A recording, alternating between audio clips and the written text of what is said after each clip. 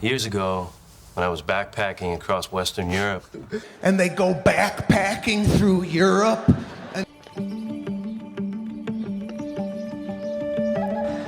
Mont Blanc is a mountain that sits in the corners of Switzerland, France, and Italy, and has a trail by the same name that goes around the entire base and through the foothills.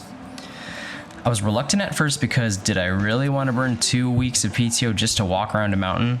I mean, you could drive around the whole thing in less than 4 hours, so this didn't really seem like a good use at the time. Maybe it was the not wanting to miss out on the possibility it could be fun, or the enthusiasm, but I committed to it and we set our plan and dates to do the trek. I said grace over nothing this morning. In fact, it's probably the only things you've ever seen me wear. Far too full to take in anything that could make me happy. A poet in a 9 to 5, color drying on my palette knife. Setting off, I knew I would see unbelievable sights and landscapes that only come from the screensavers on your phone and computer. But what I didn't know was how much time I would have for self-reflection. I guess if you walk for hours on end with no other purpose, you end up with a lot of time to yourself to think about everything you've done and every decision you've made. But that came later on in the trek. On day 1, spirits were high and energy was pulsing. It was around this point when I realized how much climbing we were going to do every day. The entire trail around the mountain does more than 30,000 feet, which is more than the summit of Mount Everest from sea level. This was a huge oversight by me, but we were already started and I wasn't going to stop on day 1.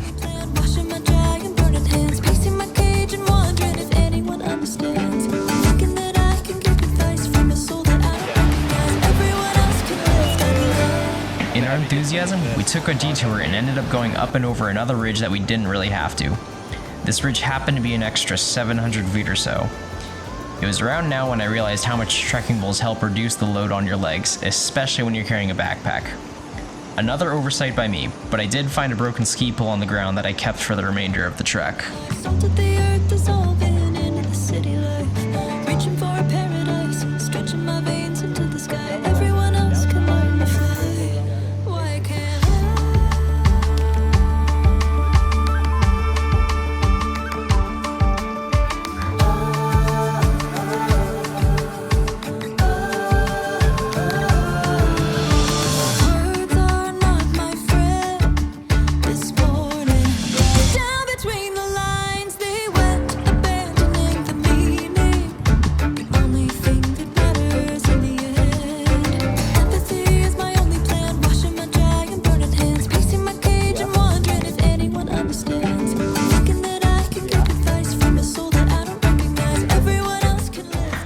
By now it was the second half of the day and I was already starting to be sick of walking. Even the stunning views had grown dull and the joy of the morning was long gone. However, the excitement of Zane hadn't skipped a beat and I couldn't rain on his parade, so the steps kept on rolling. This would continue to be a theme until about the halfway point in a few days.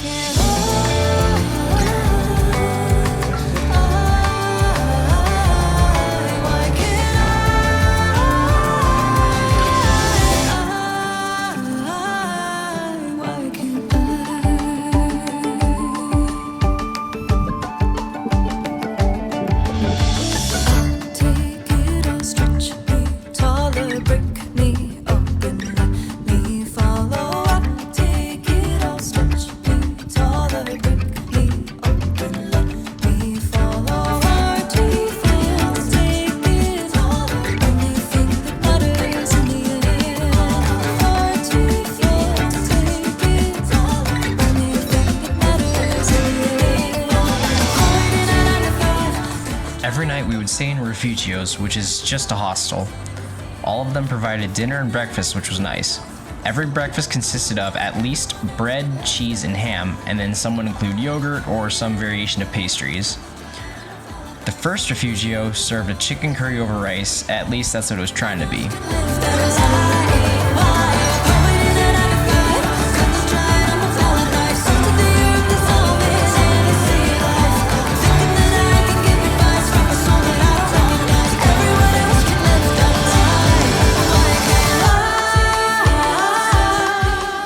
Sweet feeling of euphoria when we arrived in our location for the first night.